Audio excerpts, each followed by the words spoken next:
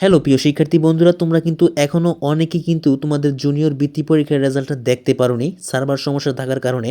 তো তোমরা কিভাবে নতুন নিয়মে তোমাদের রেজাল্টটা দেখতে পারবে তা নিয়ে এখন তোমাদেরকে আমি নতুন একটি নিয়ম দেখিয়ে দিব। ঠিক আছে, তাই ভিডিওটি সম্পূর্ণ ধৈর্য সহকারে দেখতে থাকো। তো তোমরা প্রথমে গুগল ক্রোমে এসে সার্চ করবে মাধ্যমিক এবং উচ্চ মাধ্যমিক বোর্ড লিখে। ঠিক আছে, তুমি যেই বোর্ডের হও তুমি সেই বোর্ডের নামটাও সাথে লিখে সার্চ করে দিবে। আমি যেহেতু কুমিল্লা বোর্ডের তাই আমি এখানে মাধ্যমিক এবং উচ্চ মাধ্যমিক বোর্ড কুমিল্লা লিখে দিচ্ছি। ঠিক আছে, তো এভাবে লিখে দেওয়ার পর সার্চ করে দিব। সার্চ করে দেওয়ার পর প্রথম যে ওয়েবসাইটটা আসবে সেখানে ক্লিক করে দিব। এখানে ক্লিক করার পর এখানে একটি অপশন আসবে, এখানে টাচ করবে। টাচ করার পর এটা চলে যাবে। চলে যাওয়ার পর এখানে দেখতে পারবে নোটিশ বোর্ড। এখানে সর্বশেষ যে নোটিশটা জুনিয়র বৃত্তি পরীক্ষা এখানে ক্লিক করবে। ঠিক আছে, তো এখানে কিন্তু জুনিয়র বৃত্তি পরীক্ষা 2025 লেখা আছে, এখানে ক্লিক করে দিলাম। এরপর নিচে একটু স্ক্রল করবে। নিচে স্ক্রল করলে দেখতে পারবে যে জুনিয়র বৃত্তি পরীক্ষার ফলাফল 2025।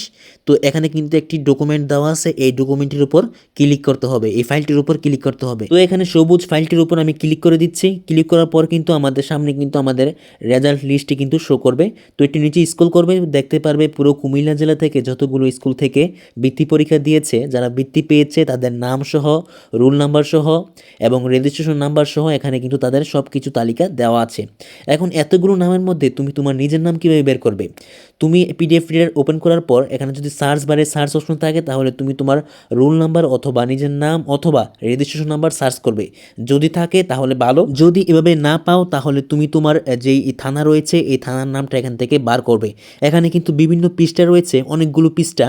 এই প্রতিটা পৃষ্ঠার মধ্যে কিন্তু এক একটা থানার যে আন্ডারে যে বৃত্তি পরীক্ষাগুলো দেওয়া হয়েছে সেই বৃত্তি পরীক্ষার রেজাল্ট কিন্তু এখানে দেওয়া আছে। তুমি তোমার থানাটা বার করলে কিন্তু তুমি তোমার নামটা দেখতে পারবে, তোমাদের নামটা আছে কিনা। ঠিক আছে, তো এভাবে কিন্তু খুব সহজে কিন্তু বৃত্তি পরীক্ষার রেজাল্ট কিন্তু তুমি পিডিএফ আকারে নিজে দেখতে পারছো। তো ভিডিওটি ভালো লাগলে অবশ্যই এটি লাইক করবা, পরবর্তীতে নতুন নতুন ভিডিও পেতে চ্যানেলটি সাবস্ক্রাইব করবা। ধন্যবাদ।